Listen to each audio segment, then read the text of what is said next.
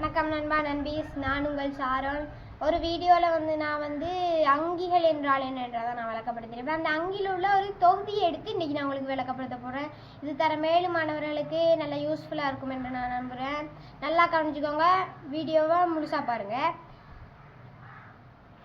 அதாவது அங்கத்தொகுதிகள் யாவும் ஒருங்கே ஒன்று சேர்ந்து தான் ஒரு தொழிற்படுற அங்கேயே உருவாக்குது. அது நம்மளுக்கு தெரியும். அந்த அங்கில நிறைய தொகுதிகள் இருக்கு. அதாவது சமிபாட்டு தொகுதி, கழிவகற்றல் தொகுதி, இனப்பெருக்க தொகுதி, குருதி சுற்றோட்ட தொகுதி, சுவாச தொகுதி, நரம்பு தொகுதி, தசை தொகுதின்னு இந்த பல தொகுதிகள் இருக்கு. இதில் நம்ம இன்றைக்கு ஒன்று எடுத்து பார்க்க போகிறோம். அதாவது சமிபாட்டு தொகுதி. அதாவது சமிபாட்டு தொகுதினா என்னண்டா, பெரும்பாலும் நம்ம உணவு உட்கொள்றது அளவில் பெரியதாகவும் சிக்கலான உணவு தான் உட்கொள்கிறோம். அதாவது நம்மளோட உடல் அந்த உணவுகளை புரிஞ்சு கொள்றது முடிவதில்லை. அதாவது உணவு எளிய நிலைக்கு மாற்றப்பட வேண்டும். இந்த செயற்பாடு தான் சமிப்பாடு எனப்படும். சரியா? இப்போ சமிப்பாடு எப்படி நடக்குதுன்றத ஷார்ட்டாக பார்த்துடலாம். ஒரு உணவு துண்டு எடுக்கிறோம். அதை நம்ம பற்கள் மூலம் மென்று சிறிய உணவு துண்டாக எடுக்கிறோம். சிறிய உணவு துண்டை சமிப்பாட்டு சாறு மூலம் எளிய உணவு துணிக்கைகளாக மாற்றுது நம்மளோட உடம்பு. அப்புறம் அந்த எளிய உணவு துணிக்கைகளை அகத்துறிஞ்சுது. அது சமிப்பாடு ரெண்டு வகைப்படும். பொறிமுறை சமிப்பாடு, இன்னொன்று ரசாயன சமிப்பாடு. பொறிமுறை சமிப்பாடுனா நம்ம வாய்க்குழிக்குள்ள அந்த உணவை போட்டு மென்னும் போது அந்த வாய்க்குழிக்குள்ள நடக்கிற செயற்பாடு தான் பொறிமுறை சமிப்பாடு. ரசாயன சமிப்பாடுனா அது விழுங்கும் போது அந்த களத்தால போய் வயிற்றுக்குள்ள நடக்கிறது ரசாயன சமிப்பாடு. சரியா? அதாவது இந்த சமிப்பாட்டுல ரெண்டு பிரதான தொழில் இருக்கு. என்ன அந்த பிரதான தொழில்னா, சிக்கலான உணவை எளிய உணவாக மாற்றுது, எளிய உணவை உடல்நல அகத்துறிஞ்சுது. இது ரெண்டும் தான் அது பிரதான தொழில். இப்போ நம்ம இதான் சமிப்பாட்டு தொகுதி. இப்போ ஒவ்வொன்றத்தையும் குறித்து அதில் தொழிலை விளக்கப்படுத்த போகிறேன். வாங்க பார்க்கலாம்.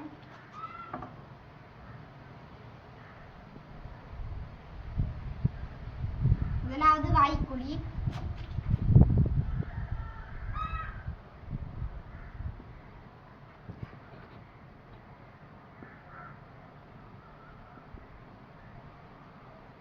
உமிழ்நீர் சுரப்பி. இந்த வாய்க்குழியில தொழிற்பாடு என்னண்டா, அது நம்ம ஒரு உணவு துண்டை எடுத்து அதை மென்று சிறிய உணவு துண்டா மாத்துறோம். அதாவது பொறிமுறை சேமிப்பாடு செய்கிறோம். இது இதுல தொழில். அடுத்து உமிழ்நீர் சுரப்பி. உமிழ்நீர் சுரப்பிட தொழில் என்னன்னா, உமிழ்நீர் சுரப்பினால உணவின் மீதான உமிழ்நீர் சுரக்கப்படுது. அடுத்த தொழில் அதாவது அந்த உமிழ்நீர் சுரப்பினால ரசாயன சமிப்பாடு இங்க இருந்து ஆரம்பமா. அடுத்தது நம்ம பார்க்க போறது களம்.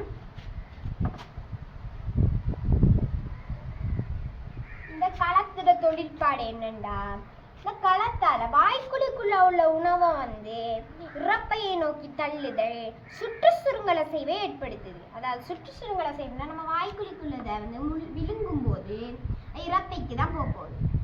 அது எப்படி போகுதுன்னா, அந்த களம் சின்ன அசைவு ஒன்று ஏற்படுத்தும். அதுதான் சுற்றுச்சுருங்கல் அசைவு. அடுத்தது நம்ம பார்க்க போறது இறப்பை.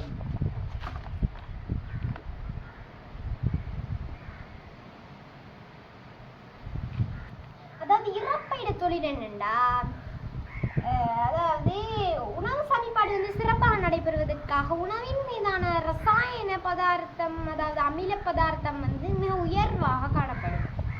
அப்புறம் இந்த இறப்பை இது தசைகளாலான பை. இறப்பையில தான் உணவு சுமார் 3 மணித்தியாலங்கள் வரை தங்கி இருக்குது. அடுத்தது நம்ம பார்க்க போறது சிறுகுடல்.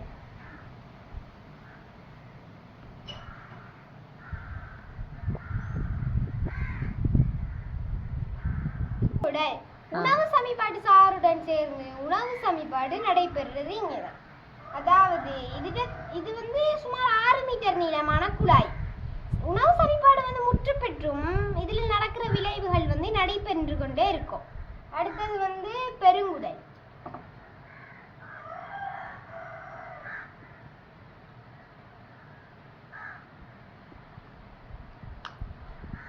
பெருங்குடல்ல தொழில் என்னண்டா, சிறுகுடலை விட நீளம் குறைந்ததாகவும் சிறுகுடலை விட தடிப்பம் கூடியதாகவும் உள்ளதுதான் இந்த பெருங்குடல். இந்த பெருங்குடல் இங்கதான் நடைபெறுது. இது முக்கிய தொழிற்பாடு. அடுத்தது வந்து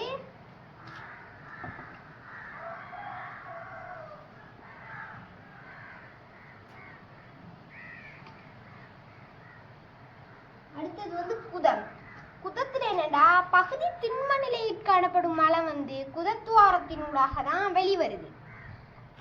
இன்னொரு தொழிற்பாடு வந்து சமிபாட்டு சாரிட, அதாவது சமிபாட்டிட முடிவிடம் வந்து இந்த குதம் தான்.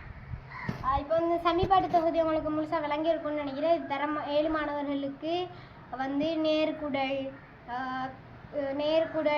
வேற வந்து குடல் வளரி, சதை, பித்தப்பை, வேற வந்து ஈரலுக்கெல்லாம் வந்து தொழிற்பாடுகள் இல்லை. அதனால வந்து நான் வந்து உங்களுக்கு சொல்ல இல்லை. இது தரம் 7 மாணவர்களுக்கு மிகவும் முக்கியமான பாடம். இது வந்து உங்களுக்கு விளங்கியிருக்குன்னு நினைக்கிறேன். இன்னொரு வீடியோவில் பார்க்கலாம். ஷேர் பண்ணுங்கள், லைக் பண்ணுங்கள், சப்ஸ்கிரைப் பண்ணுங்கள், கமெண்ட் பண்ணுங்கள், கூடிய அளவு சப்போர்ட் பண்ணுங்கள்.